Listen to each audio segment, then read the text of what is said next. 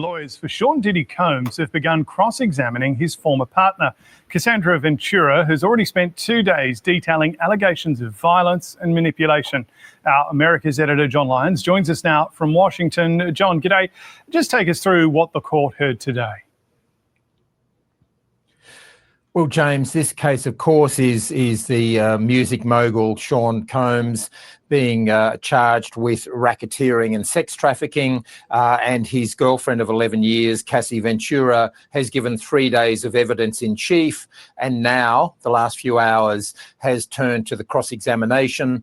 Now, what the defence for Sean Combs is trying to prove is that this was a turbulent relationship. They're not denying violence. We've all seen that terrible video of Cassie Ventura being attacked in the corridor of the hotel. But the defence is saying this isn't about domestic violence. He's not charged with that. He's charged with racketeering, which you would know from your time working here as a foreign correspondent in America, is a much bigger charge. It involves conspiracies. It involves, in this case, the allegation that Sean Combs was getting sex workers to come in. He was arranging this. He was flying them in, all designed so that his girlfriend had to have sex with them, and then he could film all of this. Now, what's happened today in the last couple of hours under cross-examination, Cassie Ventura has admitted that at times she was insanely jealous, but her view, the view of the prosecution, is that that jealousy is quite separate from this whole big charge of prosecution. She's also spoken in the last couple of hours about how both she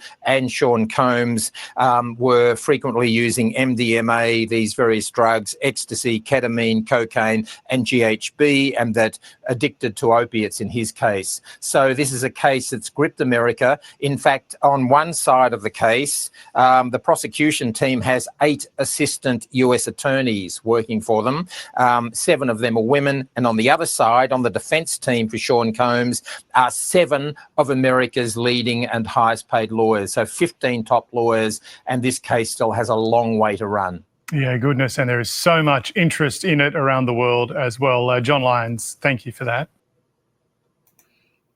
Okay. So we're going to stop that right there, and we back. Welcome back to Voices for the Voiceless. It's your boy, Jay Taylor. Got my sis, Blessed Girl, in the building with me. And what's going on, sis? How you feeling this evening? I'm good. What about you? I'm feeling good, feeling blessed, feeling good. Yeah, so I did a video earlier basically talking about how, the case was going, basically a toxic relationship on trial. And then also we come to find out, I thought that the cross-examination for the defense questioning Cassie would be tomorrow, but actually it was today. So I just wanted to come and give some thoughts on that as far as the cross-examination. And from my perspective, I think the defense has a good argument because the charges don't fit the allegations. There's just a lot of salaciousness. So what are your takes on it, sir? Well, again, like you said, I do feel like it's just a toxic relationship that's on trial. I do feel like they basically have his personal life and things that he's done in his relationship, which I'm not saying that it was the right things based off of some of the footage that we saw. However, I just don't feel like he's on trial for domestic violence or anything. He's on trial for racketeering, and just looking at the prosecution these last 3 days, I don't feel like they've been able to prove the racketeering. The only thing that I see is them just proving or just making Diddy out to be this monster. And again, with them showing the video footage to, in my opinion, to allow this trial and the jury to to convict him off of their emotions. And to me, I just don't see where these charges are fitting what they have been presented. Like, I don't see racketeering. I just see a toxic relationship. I feel like Cassie's in. Do I feel like she's a victim? I don't. And that's just my opinion because, I mean, I just feel like she could have left if she wanted to. And a lot of times, people get accustomed to that lifestyle, and I just don't consider her to be a victim. Now I do, and I've said this before. I don't think with the prosecution, the judge should have allowed that video because that footage. I'm just saying, like that alone, if he settled with her, like why was that footage used? That footage, he's not on trial again for domestic or putting his hands on Cassie. So I just so far just looking at what the government has presented, I don't see any racketeering charges whatsoever. I don't see where racketeering fits in this particular case right now, from what the witnesses that they brought in. Because my thing is, one other thing, when they basically said that he was paying, Cassie would, get participants or whatever the case may be, to come and have sex, that he would pay, that they would pay, he would pay for sex, pay them. Well, I mean, where's the receipt? Like, you just can't say, oh, well, he's paying them. And, I just feel like this is a bunch of fluff, in my opinion. It's a waste of taxpayers' money.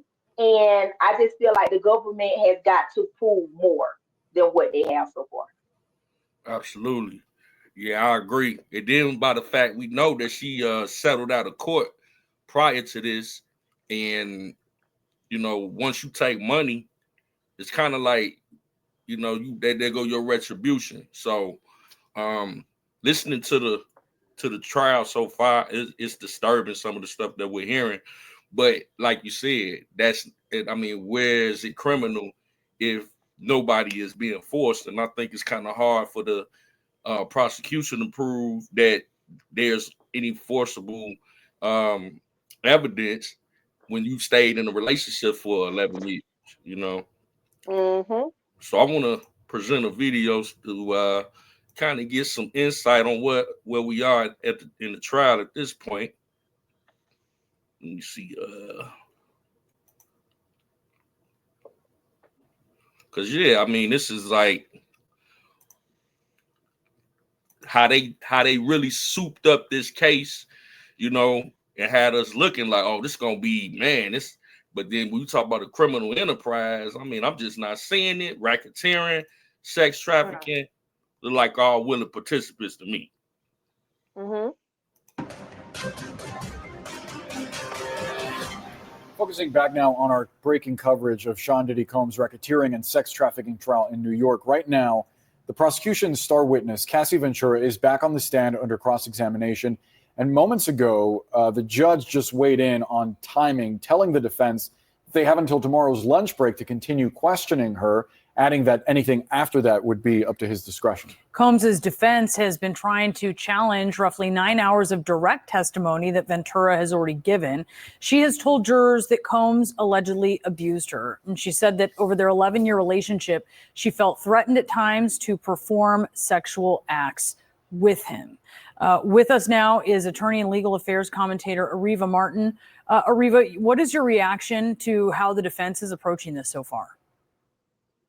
So, Brianna, we expected this. We know from the opening statement from the defense, a big part of their case is trying to get this jury to believe that Cassie Ventura was a consenting adult in these sexual acts, these freak-offs that we've heard so much about during her direct testimony. So a lot of what the defense has been doing today during this cross-examination is showing text messages and getting Cassie Ventura to acknowledge that, according to these text messages, she was a willing participant in some of these freak-offs. But one of the things that we haven't done.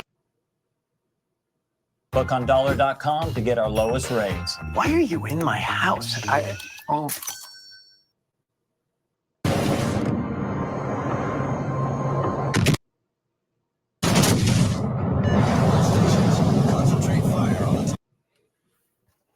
done or haven't heard yet, Brianna, is the connection between those text messages in the early stages of the relationship and the violence that we heard so much about during the direct testimony yesterday. And I think when the prosecution gets to redirect, we're going to see them try to link the violence that happened later in the relationship to her participation and make the argument still that she was being coerced into these commercial sex acts with escorts, despite how she may have felt about Sean Diddy Combs in the beginning of their relationship.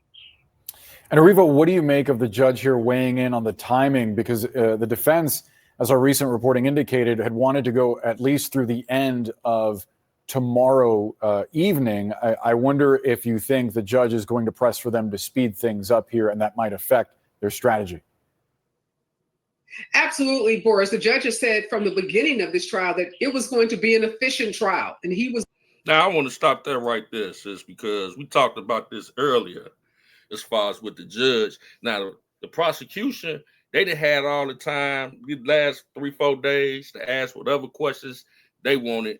But now when the defense, we see this so often when the defense, it's time for them to cross-examine, they want to put a cap on, how long they'll be able to cross-examine. Yeah. And I think they do that. I think that's strategy for the prosecution. They drag it out. Okay. Mind you, they said that she was supposed to be done testifying about it. She could only testify, I guess, to the beginning of this week. Like she wouldn't be able to come back next week.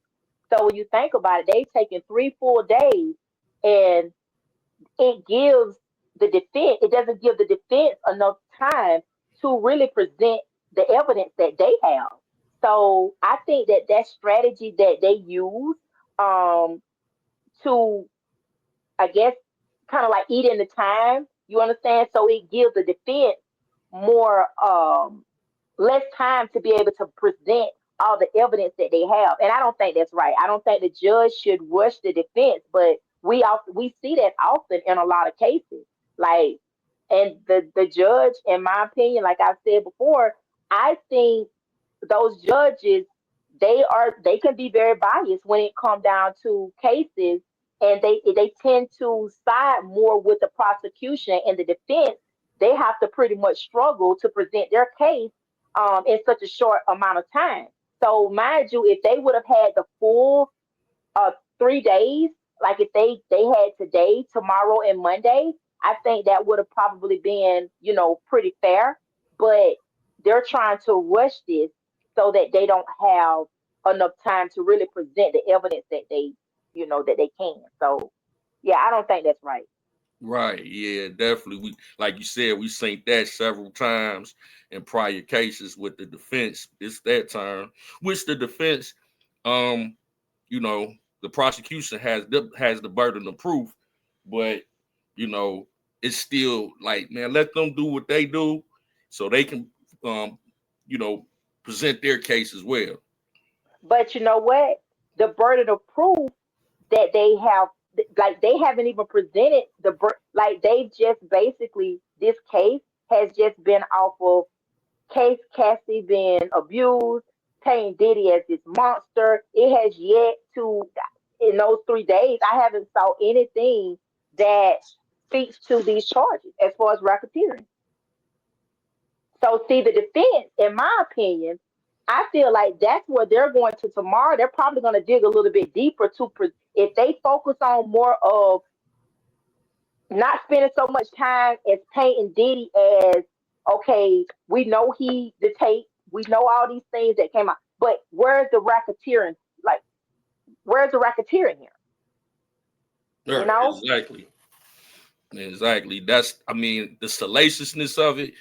All right, that's just to sway the jury pool, from my vantage point, and have them looking at it. Which you can have your morally right.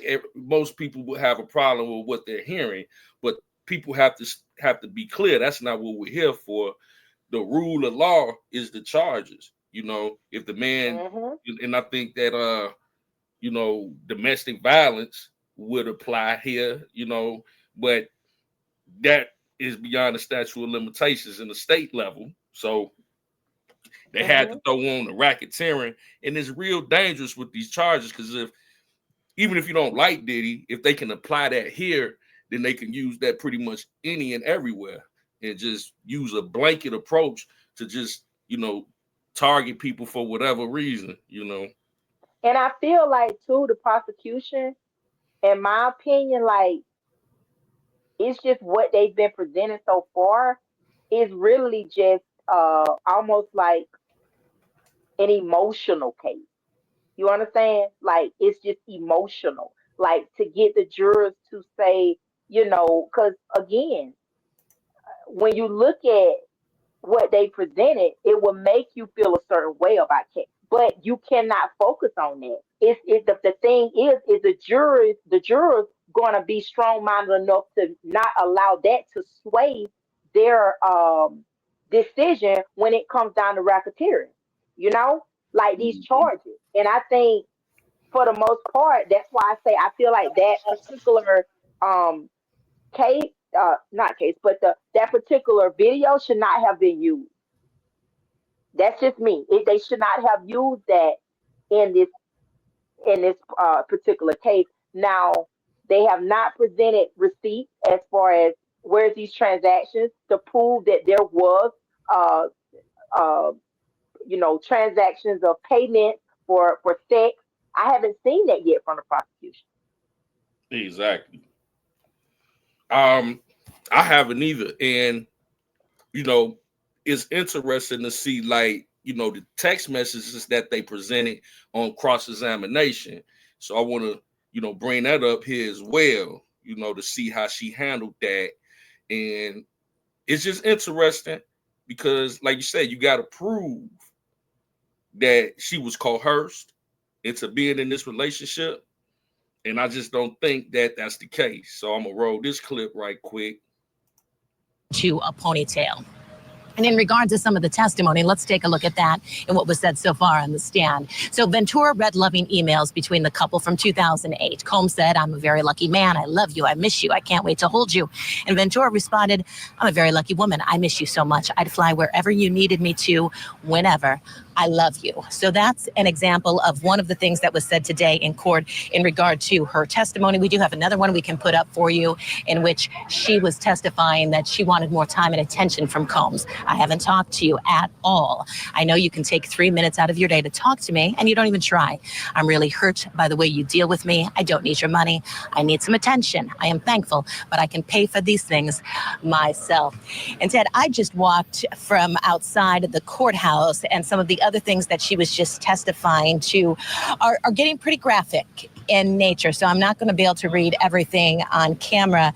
But one of the things that's going to be important and what defense counsel is picking up on is an email. So when these emails or BlackBerry messages are being discussed, she is addressing them to Puffy or Pop. That was the nickname that she had for him. And she told him that in order for me to be more open, I need to feel like you're my husband, that this is the only man who will have this aggressive sexual side of me. And this is where it gets to be important, because then she says in this email exchange that in the beginning, when we were in love and we did these freak offs, she responded and she said, "It felt right." So that's what she says in that email. And defense counsel questioned her about that. And what she was referring to, it was those freak offs. And she said, "It felt right." She said, "We were in love." And then she said, "I'm afraid, though, that I'm becoming just one of your girlfriends in order for you to get your fantasies off." So they are going through all of these communications, Ted, between Sean Combs and Cassie, trying to establish consent, that she was a willing participant, and in fact, sending messages to him, one of which I'm not going to read, talking about the things that she wanted to be doing in these freak-offs. Interesting. Yeah, and how would you describe the back and forth? Is it tense? Is it aggressive? I assume Tenny Garagos is doing it, a female defense attorney. How is this going? How would you describe it? I think it's going well so far. It's not aggressive right now. it's not. And as I mentioned, there was a little bit of chuckle between the two of them right after she came back from that break, because how Cassie was reading the communications, I think Cassie was thinking maybe she needed to start from the top down, which seems logical, but it seems as if defense counsel was going from the bottom up and wanting her to read them. And Cassie responded, well, I just want to make sure that I'm reading them the right way. They kind of laughed back and forth, and the judge said, get to a question. So he wanted to cut off any sort of niceties that were occurring between the two of them. And he was like, get right to a question.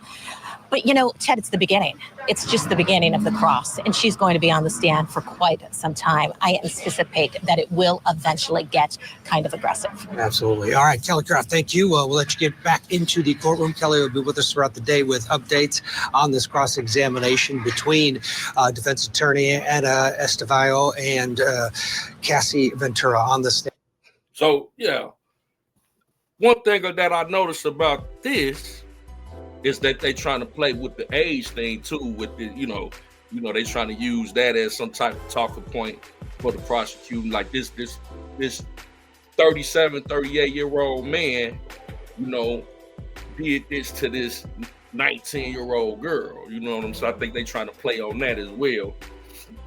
So I think again, morally, that's what people are coming from a moral. Morally, do you think it's right? No. But no matter how they try to play on that, was she of age? That's all that matters, you know? Mm-hmm. And they go to show you when they have to use things that is lawful to try to persuade someone to think that, oh, well, she was 19 years old, but she was of age, you know? Exactly. Was it against the law? Is it, you know, like a lot of things we hearing, I just don't really hear anything criminal. Just, you know, and per her own testimony, it seems like she was a willing participant. I mean, cross-examination, it seems that they going real softball with it so far. But you notice they said the judge kind of intervened, like get to a question. You know, so the judge seems a little biased to me once again. You know. Well, Diddy had asked for put in a motion for her to be seated to where like the jury could not see her pregnancy, because that will also, they feel like, weigh on the jury, like, oh, it's this pregnant woman, she's 8 to 9 months pregnant, and you know they're going so hard on her, and the judge I think denied that motion, you know. So yeah, I do feel like the judge is biased, and in most cases, I'm gonna tell you, the judge is very biased when it comes down to the prosecution. They're very biased. That Right. It ain't just in this particular case; it's like across the board with all cases. Absolutely, absolutely.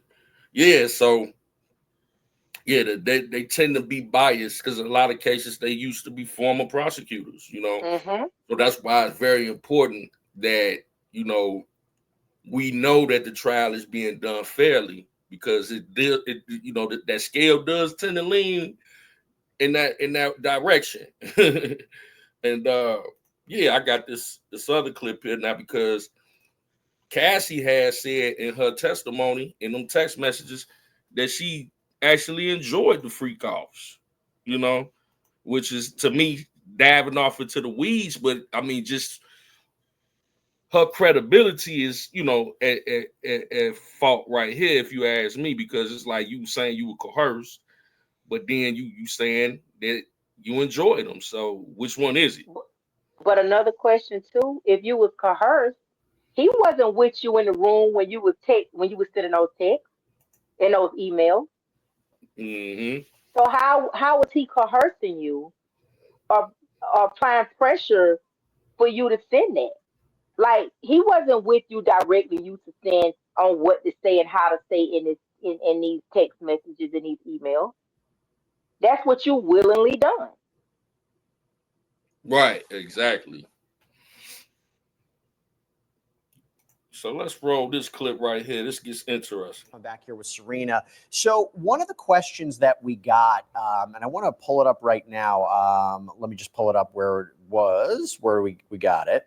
It was a good question. Now I'm having trouble finding it. Okay. This is a question from Jaden Jarrell. I'm going to throw this to you, Safa. Do you think the text messages make her not credible? And when we think about text messages, I'll give you an example. This was one from apparently she wrote to Combs in an email. In order for me to be more open with the things we do in bed, I need to feel safe, like home, like this is my husband. And this is the only man that will ever have this aggressive sexual side of me. When we used to freak off, when we were so in love, there were no questions asked. It felt right. Like it literally made sense for the next step in our sex life together. What do you think? The text messages certainly will weigh on her credibility. I think what we've heard or what we're hearing now through the cross-examination is the defense attorney essentially using these text messages to say to her, well, listen, you again were a willing participant, you continue this relationship with him. And the defense is highlighting that through those text messages and through the conversations Ms. Ventura has been having. But it also goes both ways, because also in those text messages, which there are some ones for the prosecution here, she discusses how he has been physically violent towards her. They discuss the freak offs and a number of other things that really go to show that there was some sort of physical violence within the relationship, threats of force and things like that, which the government essentially has to prove. So the jury is going to determine how credible Ms. Ventura is, and the judge will instruct them on how to determine that. And they will be able to decide whether or not those text messages are consistent with her credibility, and if they either bolster or affirm her credibility or discredit her. Well, I'll tell you what, we did a poll up on Law and Crime. This was the question. After hearing both the allegations and the defense cross-examination so far, who do you find more credible? 80% say Cassie, 20% say Diddy. Serena, you think that's going to be consistent with what the jury's thinking at this point, or it's very difficult to know because, again, there's one thing how we're listening to the transcript, or at least we're reading from the transcript, versus how the questioning is done inside that courtroom. What do you think? Wow, so we can stop that right there. The commercial came anyway, but that's interesting, to see, the line of questioning and how people feel about it. 80% are siding with Cassie per their poll. Yeah. So. But again, you know what? The 80% that's siding with Cassie, I guarantee you it's coming from an emotional side of what's been presented as her being the victim. She's been beat. She's, the video he has making her have sex, domestic, all this. That's why they're siding, because they cannot say I'm siding because of the racketeering part, because they haven't proved anything. So again, that's why I say the prosecution did a really good job with trying to persuade the jury in a way for them to lean more emotionally than and that's the scary part, that if he is, based off what we've seen so far, if he is found guilty, it would be because they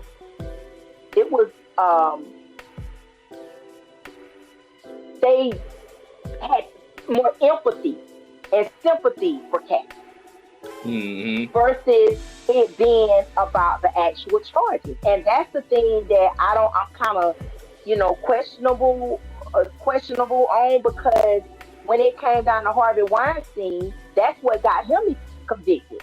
Yeah. Because they felt sorry for the victim. And I don't think that's right. That's why I feel like when he settled with her, that particular video should not have been replayed again. Exactly. They shouldn't have. The judge should not have allowed them to use that, because I knew that was going to be damaging in the public eye, in the jurors, to look at that, because it's hard for a juror to set aside that. When you see stuff and they see that, automatically, I guarantee you, it's one juror now that says, "Oh, I don't even want to see it anymore. He's guilty." Yeah. Not even caring about the racketeering, okay? But because of what has been presented as her being the victim and the domestic, and what she said as far as, the things, the sexual things that he made her do. Yeah, just a bunch of emotions. I'm telling you. Mm-hmm. Yep. I couldn't agree with you more. They play on the hearts and the minds of the jury with, hey, this is a bad guy. You know what I'm saying? Forget about the charges. Yeah, racketeering, sex trafficking, that really doesn't apply. But this is a crummy dude. And that's dangerous. That's the danger in it. Mm-hmm. And it's propaganda that what I'm about to present now that I think, has really damaged Diddy in the public eye. And this is just, I don't even know if people even know about this interview that was on Piers Morgan. But yeah, I want to get your opinions on this too, sis. This is crazy. I know how this world works. After working in the industry, I converted my business to combat human trafficking. His views skewed when it comes to sexual activity. I believe it's helped turn him into a sexual deviant. I've had FBI come to my house before and tell me they found a threat against my life. Somebody didn't want me to do this interview. This is a dangerous game people are playing, and some people deserve retribution. You clearly feel that Sean Combs made people disappear. I know this situation is dangerous. I've had several attempts on my life throughout my career. Other people say that Diddy was a Fed himself, that he was on their payroll. Do you think that's a possibility? If there's smoke, there's fire, Pierce. I've very rarely seen any straight dudes in this industry, man. All bisexual weirdos. I don't want to be the only straight man at the party. And what would you like to happen to? I'll say this. The opening days of Diddy's trial in Manhattan have been gripping, lurid, shocking, and revelatory. It's everything we should have expected from a federal case against a mogul and megastar who stands accused of sex trafficking, racketeering, and conspiracy. My next guest has been watching these week's proceedings with a particular and personal interest. Big Homie CC is a celebrity bodyguard and security entrepreneur, and he joins me now. Big Homie, thank you very much indeed for joining me. Hello, Pierce. How are you today? Yeah, good, thank you. We're 2 days into this case against Diddy. What is your gut feeling about what's going to happen here? Well, my gut feeling on what's going to take place is, well, we're going to see a lot of strange things take place due to the fact that I know how this world works. After working in the industry, I converted my business to combat human trafficking. Last year, my team brought home 17 people, 4 children, 1 boy. And whenever these trials come about, the closer you get to the trial date, a lot of things start happening to remove people from the case that are going to strengthen the case for the prosecution. And I feel like we're watching that take place now with one of the male sex worker guys who provided tapes to the feds. He's disappeared. And this is similar to what happened in the Tory Lanez case, where the bodyguard whose DNA was on the weapon, he disappeared. So I expect to see a lot of strange things take place. Okay, sis, I kind of wanted to stop it right there because this is interesting. I just crossed view.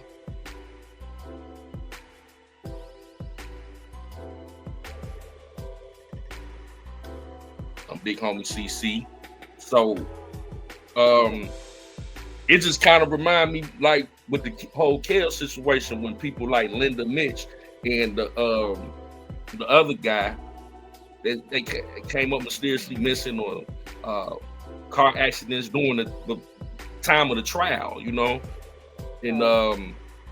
don't know. I mean, what do you think about this? Well, it's mysteriously that this happened with Kale and it's happening with Diddy too. Like, so, and my opinion, when it comes down to during this trial, why is there an interview right now going on about Diddy? See, that's another thing that I have a problem with, because why now? It's 2 days into his trial. You have this one gentleman that Piers Morgan. Now, mind you, Piers Morgan has a huge following base. You understand? And I just find it funny that this interview is occurring now. Now, I just have a problem with that, because with this being a high profile case, during this trial, it shouldn't be no interviews on when it's pertaining or to Diddy Exactly. in this manner. Exactly. So I don't think that's right. I think that's another thing to keep swaying people, the public opinion, the outrage, and I just don't feel like a person can really have a fair trial because of things that did like this that occur during this trial. hmm I mean, who's to say, the jurors don't get a hold of this interview? That's definitely putting Diddy in a bad light. It's like, how can a profile celebrity get a fair jury, impartial jury? It's almost virtually impossible.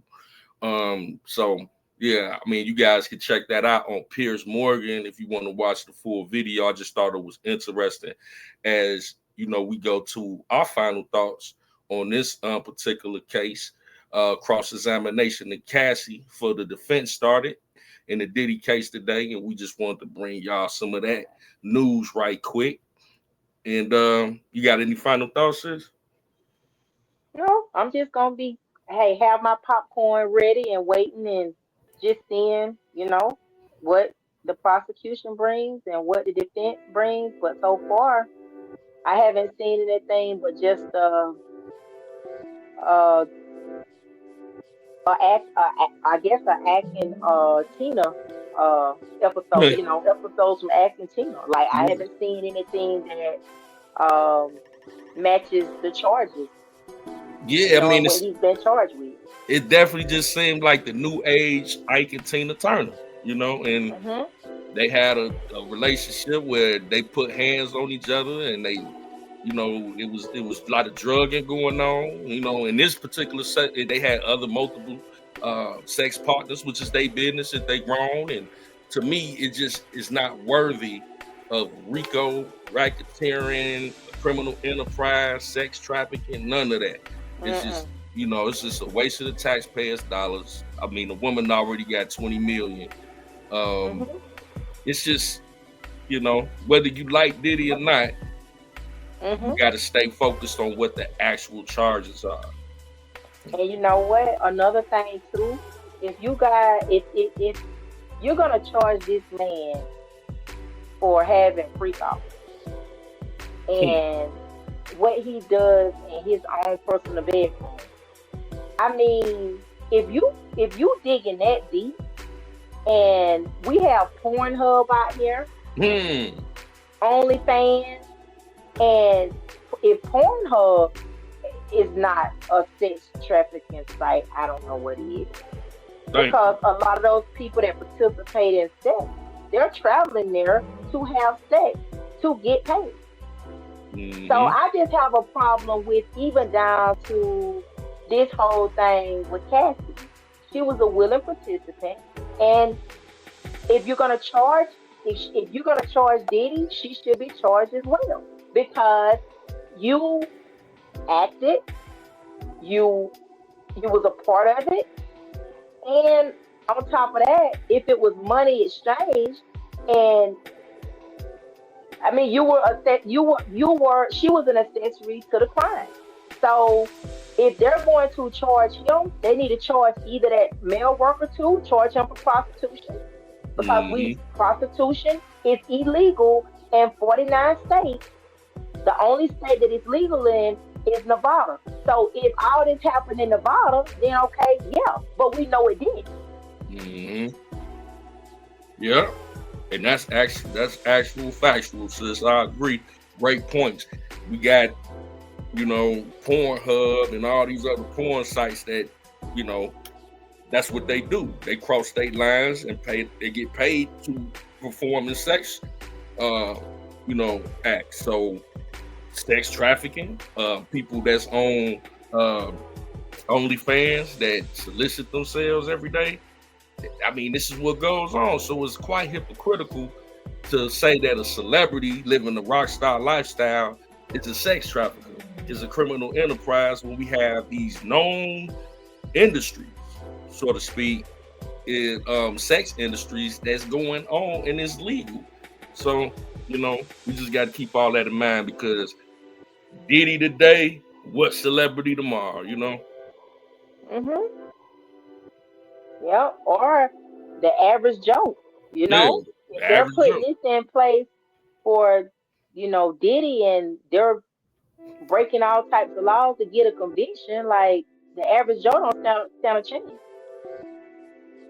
So Yeah, right. That's actual factual, sis. But yeah, once again, it's your boy Jay Taylor. I got my sis Blessed Girl with me. Voices for the voices. We love y'all. Until next time, talk to you soon. be blessed.